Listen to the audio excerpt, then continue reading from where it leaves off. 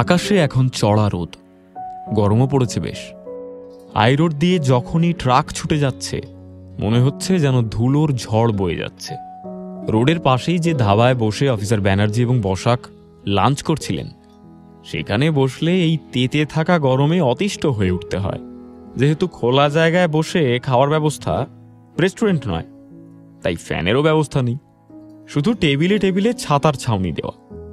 তাতে একটাই সুবিধে, একটু ছায়ায় বসা যায়, রোদটা সোজাসুজি গায়ে লাগে না। অফিসার ব্যানার্জিরা খেতে খেতে গল্প করছিলেন। একটু আগেও ধাবাতে বেশ ভিড় ছিল, এখন লোকজন একটু হালকা হতে শুরু করেছে। সাধারণত ট্যুরিস্টদের ভিড় থাকে, এই রাস্তা দিয়ে পাহাড়ে যেতে হয়। সকালের দিকে যত ভিড় থাকে দুপুরে ততটা থাকে না, বিকেল হলে আবার ভিড় বাড়ে। সেই সময় ট্যুরিস্ট বোঝাই গাড়ি পাহাড় থেকে সমতলে নামতে থাকে। দুপুরের সময়টা তাই একটু ব্রেক চলে। অফিসার ব্যানার্জি এবং অফিসার বসাক দুজনেই এখনো ব্যাচেলর, কারোরই বিয়ে হয়নি, তাই বাড়ি থেকে লাঞ্চ আনার ব্যাপারটাও নেই। প্রায় ওরা দুজনে একসঙ্গে এখানে এসেই লাঞ্চ করে। খেতে খেতে অফিসার বসাক বললেন, স্যার, এই অলিন্দ ছেলেটি একেবারে কেয়ারলেস, বুঝলেন না, প্লাস আবার দুর্বল। আমার মনে হয় না ও কাউকে খুন করতে পারে। আর তাছাড়া চিঠিটা পেয়ে ও খুব কনফিউজড হয়ে গিয়েছিল, ভেবেছে খুনির কোনো গেম প্ল্যান এটা। কিছু জানলে কনফিউজড হবে কেন? অফিসার ব্যানার্জি বললেন, বেশ। অফিসার বসাক বলতে থাকলেন, স্যার, রঞ্জনবাবুকে দেখে বেশ ভদ্র মনে হয় এবং সৎ মানুষ। অফিসে এমপ্লয়ীদের কাছে বেশ সুনাম আছে, কখনো মেজাজ হারায় না, শান্ত, ভেবেচিন্তে সব কাজ করেন। কিন্তু অবিনাশবাবুকে যেভাবে খুন করা হয়েছে, ভেবেচিন্তে কেউ কি এই পদ্ধতিতে খুন করে? আর তাছাড়া বড় ছেলে ছিল অবিনাশবাবুর সব থেকে কাছের এবং ভরসার। হ্যাঁ, সেক্ষেত্রে সম্পত্তির জন্য খুন করার প্রশ্নই ওঠে না। তবে এতগুলো বছর ধরে বিয়ে লুকিয়ে কাউকে না জানিয়ে গোপনে সম্পর্ক রেখে গেছেন, সোজা মানুষ তো নন। নিজের স্ত্রীর সঙ্গে সংসার করতে না পারার এতটা আক্ষেপ, সেটা থেকে বাবার প্রতি ক্ষোভ হতেই পারে। কিন্তু খুন? অফিসার বসাক জিজ্ঞাসু দৃষ্টিতে তাকালেন অফিসার ব্যানার্জির দিকে। অফিসার ব্যানার্জি এই কথাতে আর কিছু যোগ করলেন না, সহজ গলায় জানতে চাইলেন, নেক্সট? অফিসার বসাক বলতে লাগলেন, হ্যাঁ, তো রিন্দনবাবু আপাত দৃষ্টিতে বেকার ভীতু পুরুষ। ওনার উপস্থিতিতে বউকে নিয়ে কানাঘুষো হলেও চুপ থাকতেন, কখনো প্রতিবাদ করেননি। নিজের হাত খরচার জন্য বাবার উপর নির্ভর করতে হতো, তাই সম্পত্তির ভাগ চেয়েছিলেন। অবিনাশবাবু রাজি হননি। শেষ দিকে রিন্দনবাবু প্রায় দিনই সম্পত্তি ভাগ করার জন্য ঝামেলা করেছিলেন। এটা একটা মোটিভ হতে পারে স্যার। ওনার দুর্বলতা বলতে নেশা আর টাকা ওড়ানো। নেশার জন্য টাকা পেলেই হতো, কিন্তু স্ত্রীর প্রতি বিশেষ কোনো দুর্বলতা নেই। তবে উনি অন্যদের থেকে বেশি নির্ভরশীল।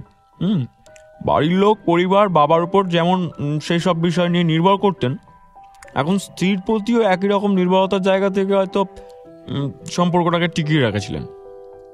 ইদানিং রঞ্জনবাবুর কথা শুনে উনি অফিসেও জয়েন করেছেন, কাজ টাজ করছেন। সুতরাং নিজে থেকে কিছু কাজ টাজ করার ক্ষমতা ওনার নেই। চিঠি পেয়ে উনি অবশ্য খুনিকে চ্যালেঞ্জ করেছেন, তাই ঠিক বোঝা যাচ্ছে না স্যার। বিমলের সঙ্গে কথা বলে জেনেছি যে বিমলকে দিয়ে রিন্দনবাবুই বাড়ি বিক্রির প্রস্তাবটা অবিনাশবাবুর কাছে পাঠিয়েছিলেন। বিমলের ভাই রিন্দনবাবুর বন্ধু।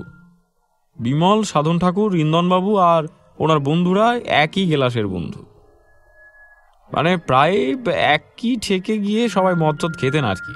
নেশাখোরদের একটা ব্যাপার হলো যে এত টাকার জন্য যে যা বলে করে ফেলতে পারে। রিন্দনবাবু নিজের টাকার জন্য খুন করতে না পারলেও লোক দিয়ে করাতে ঠিকই পারেন। অফিসার ব্যানার্জি মন দিয়ে শুনছিলেন, এবার বললেন,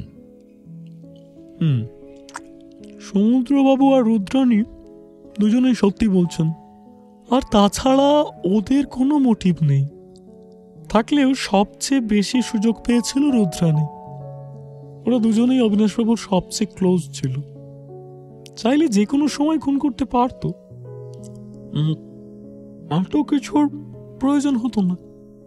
আর বাসুদেব এবং জগদীশের কথা যদি ভাবি তাহলে বলবো যে আজ পর্যন্ত ওরা যতজনকে খুন করেছে তাদের কারোরই বডি কোনোদিন পাওয়া যায়নি, সে যত কেউ কেটাই হোক না কেন।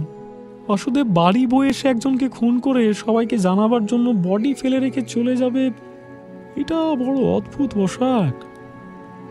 একেবারে অসম্ভব নয়, কিন্তু চান্স কম। আর সুবীর সুবল দুজনেই খুবই ভীতু, অলস, ভীতু বাঙালি টাইপের।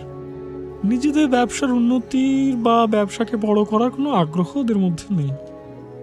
মানে ওই আমাদের কোনো শাখা নেই টাইপের লোকজন। ওদের সেভাবে ব্যবসায়িক শত্রুতাও কিছু ছিল না মুখার্জিদের সঙ্গে, কারণ ওরা জানে মুখার্জিরা ওদের মতো 10টা কোম্পানি কিনে নিতে পারে, তাই কোনো তুলনাতেই আসে না। কয়েক লক্ষ টাকার জন্য মুখার্জিদের বিরুদ্ধে ওরা কেস করেছিল, সেফ খেলতে চায় আর কি। অফিসার বসাক বললেন, অনিন্দ সফল ডাক্তার, অবিনাশবাবুর পছন্দের ছিল। বাড়ির সঙ্গে যোগাযোগ কম, পাওয়ার থেকে প্রত্যাশাও কম।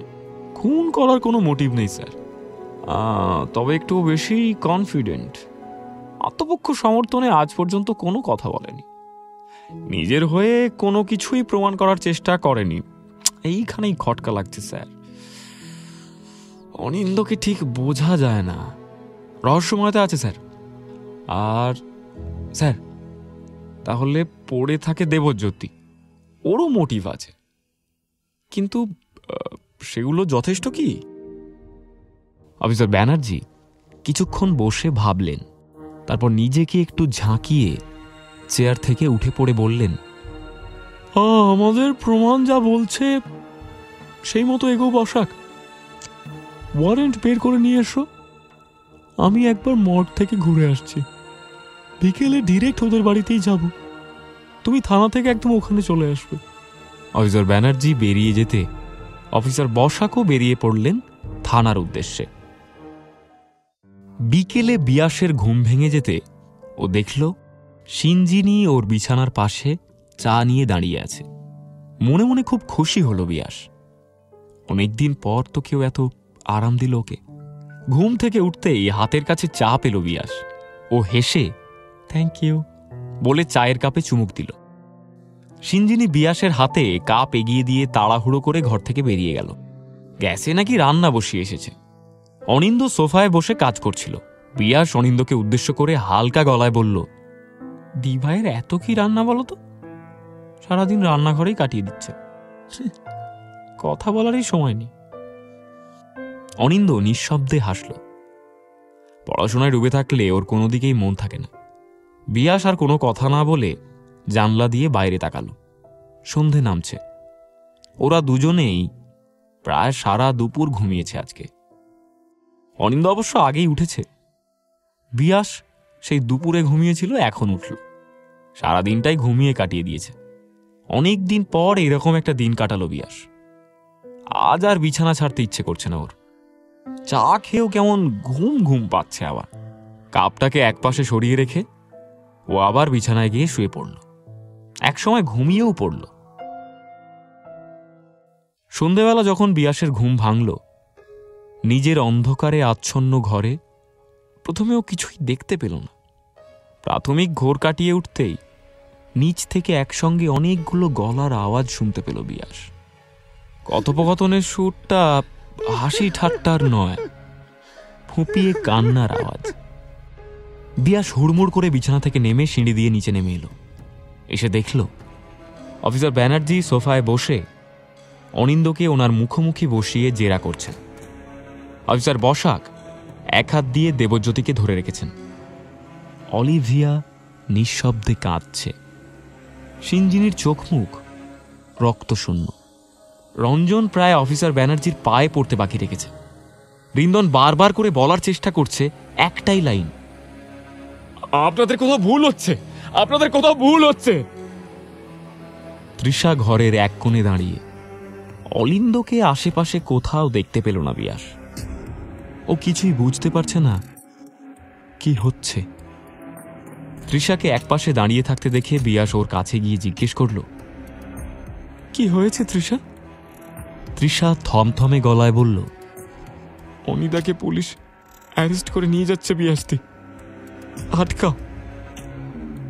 বিয়াস সঙ্গে সঙ্গে অনিন্দর দিকে তাকালো। অনিন্দ স্থির দৃষ্টিতে অফিসারের দিকে তাকিয়ে, চোখে অনেক প্রশ্ন চাপা পড়ে আছে। বিয়াসের দিকে তাকালোই না অনিন্দ। বিয়াস স্তব্ধ হয়ে দাঁড়িয়ে পড়ল ওইখানে। শেষে যখন সত্যি সত্যি পুলিশের সঙ্গে অনিন্দকে ঘর ছেড়ে বেরিয়ে যেতে দেখল বিয়াস, তখন ও ছুটে গিয়ে ঝাঁপিয়ে পড়ল অনিন্দর বুকে। অনিন্দ আলিঙ্গন করল ওকে, বলল, শান্ত হও বিয়াস, আমি আসছি।